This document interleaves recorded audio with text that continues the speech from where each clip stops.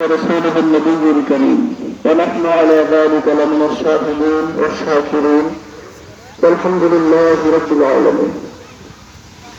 আল্লাহ সুবহানাহু ওয়া তাআলার দরবারে অসংখ্য অজস্র শুকরিয়া আদায় করছি যে মনির আমাদেরকে আজকের এই তীব্র তাপদাহের মধ্যে দাঁড়িয়ে আল্লাহ রহমের আশায় আমাদের জন্য উপকারী রহমের দৃষ্টির আশায় এই ইস্তেসকা পূর্ব সমাবেশে একত্রিত হওয়ার তৌফিক দান করেছেন।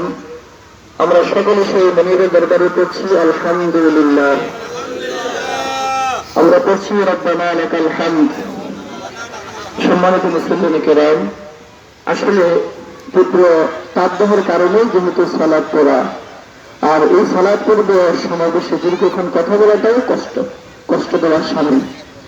সঙ্গত কারণে আমরা খুব সংক্ষিপ্ত কথা বলি, এটাই উপকারী। আমার ভাই দাদা বন্ধুগণ, আসলে আমি কথা বলার মতো এখানে কেউই না, ওখানে দাঁড়িয়েছিলাম। আমার বাড়ির বরকতা, আমাদের এখানে যারা আছেন সবাই আমার উস্তাদ। বেশিরভাগ গোলামের কেরামের কাছে আমি পড়াশোনা করেছি আলহামদুলিল্লাহ। তো কোরআনুল কারীমের যে আয়াতে কারিমা শরীফ তেলাওয়াত করেছি, আল্লাহ তাআলা বলেন যহরাল ফাসাদু ফিল বাররি ওয়াল বাহরি বিমা কাসাবাত আইদিন নাস। স্থলে এবং জলে যা কিছু ঘটে সব কিছু মানুষের হাতের কামাই। অর্থাৎ এই পৃথিবী আল্লাহ সুবহানাহু ওয়া তাআলা কেমন ভাবে চালাবেন, রহম দিয়ে নাকি গজব দিয়ে, আসানের সাথে নাকি প্রাগান্বিত অবস্থা, বান্দার উপর রহমত নাযিল করবেন নাকি শাস্তি দিবেন, এইটা বান্দার নেক আমল অথবা গুনাহের উপরে নির্ভরশীল। এই যে আমাদের উপরে ক্রমাগত অসহিষ্ণু তীব্র তাপদাহ অব্যাহত আছে, এটা বৈজ্ঞানিক দৃষ্টিভঙ্গি থেকে নানান রকমের ব্যাখ্যা আমরা দিয়ে থাকি, বলে থাকি। আমরা এল নিনুর প্রভাবের কথা বলি, আমরা লা নিনুর প্রভাবের কথা বলি, আমরা বৈশ্বিক উষ্ণায়নের কথা বলি, আমরা সিএফসির কথা বলি, ক্লোরোফ্লোরো কার্বনের প্রভাবের কথা বলি, আমরা সাইন্টিফিক্যাল টার্ম থেকে ওজোন স্তরের ক্ষয়ে যাওয়া বা ফেটে যাওয়ার কথা বলি। এই কথাগুলি প্রাসঙ্গিক, অপ্রাসঙ্গিক নয়। তবে এই সামগ্রিক ঘটনাপঞ্জির জন্য আসলে আমাদের কর্মই দায়ী। এটা হতে পারে জাগতিক কর্ম, আমরা পৃথিবীকে তার সহি ইস্তেমাল, সঠিক ব্যবহার করছি না। দ্বিতীয়ত হচ্ছে আল্লাহ সুবহানাহু ওয়া তাআলার সাথে সম্পর্কের বিচারে, সম্পর্কের মানদণ্ডে আমরা আসলে হয়তো উত্তীর্ণ হতে পারিনি। এই গজবের জন্য যেমন জাগতিক বৈশ্বিক বিবর্তন দায়ী, ঠিক তেমনি ভাবে আমাদের আমল আখলাকও দায়ী। এজন্য আল্লাহ তাআলা বলেছেন যহরাল ফাসাদু ফিল বাররি ওয়াল বাহরি বিমা কাসাবাত আইদিন নাস। জলে এবং স্থলে যা কিছু ঘটবে সেটা মানুষের হাতের অর্জন।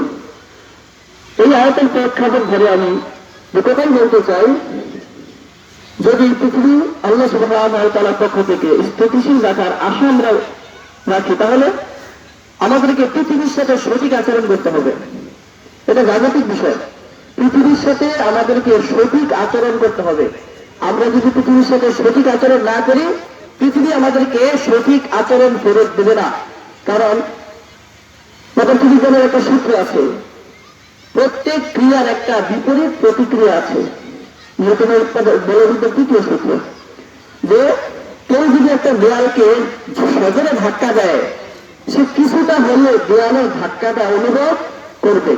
তা আমরা পৃথিবীকে যেমন যাচ্ছে তাই যেমন তেমন ভাবে ব্যবহার করতেছি, পরিকল্পনা নাই, ভাবনা নাই, আগামী পৃথিবী কেমন হবে আমাদের যেমন কোনো চিন্তা ফিকির নাই, পৃথিবী ঠিক আমাদের সাথে একই রকমের বিপরীতমুখী আচরণ করতেছে। ঠিক কিনা বলেন? প্রথমত আমাদেরকে পৃথিবীর সাথে পৃথিবী সুলভ আচরণ করতে হবে।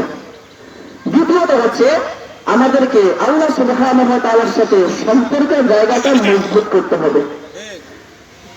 যেমনটা উলামায়ে কেরাম বলেছেন, হাদিস শরীফে আসছে, যখন গুনাহের মাত্রা প্রবলতর হয়, যখন মানুষ যাকাত অস্বীকার করে, যখন জেনা ব্যভিচার তীব্রতর হয়, প্রকাশ্য হয়, তখন আল্লাহর পক্ষ থেকে জমিন গজবপ্রাপ্ত হয় এবং এই জমিন উৎপাদন বন্ধ করে দেয়, আকাশ বৃষ্টি নাজিল বন্ধ করে দেয়, বাতাস তার শীতল প্রবাহ বন্ধ করে দেয়।